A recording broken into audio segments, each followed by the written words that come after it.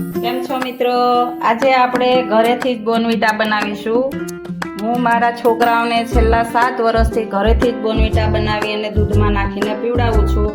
તો એના માટે આપણે 1 બાઉલ બદામ લીધી છે, 1 બાઉલ કાજુ લીધા છે, થોડા ખસખસના બી લીધા છે, 1 બાઉલ અખરોટ લીધા છે, 1 બાઉલ પિસ્તા લીધા છે, 1 બાઉલ સનફ્લાવર સીડ છે, કોકો પાવડર છે, હાફ બાઉલ પમ્પકિન સીડ છે અને ખડી સાકર લીધેલી છે।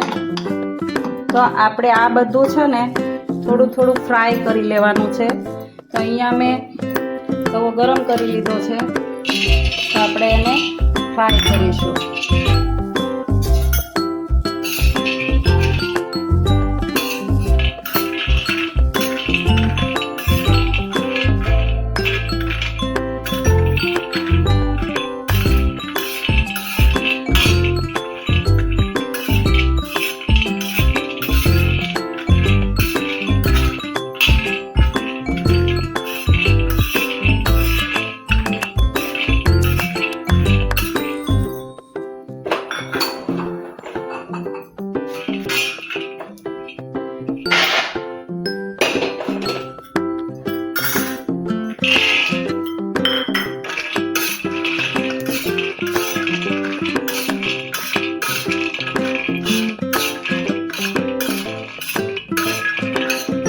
ડ્રાય ફ્રૂટ્સને થોડા શેકી લેવાથી 2 મહિના સુધી બનાવેલું બોર્નવિટા છે ને સારું રહેશે, એને કંઈ થતું નથી।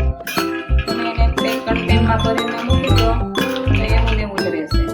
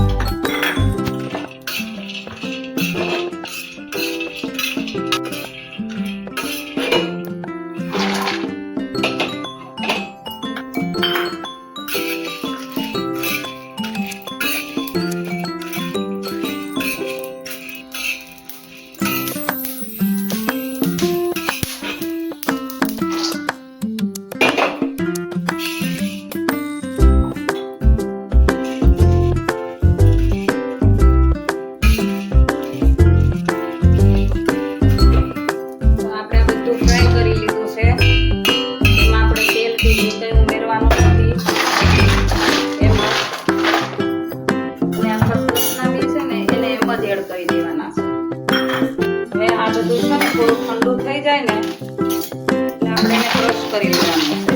ક્રશ કરીને એકદમ પાવડર બનાવી લેવાનો છે। આ થોડું ઠંડુ થાય ત્યાં સુધીમાં આપણે સાકરને લઈ લેશું।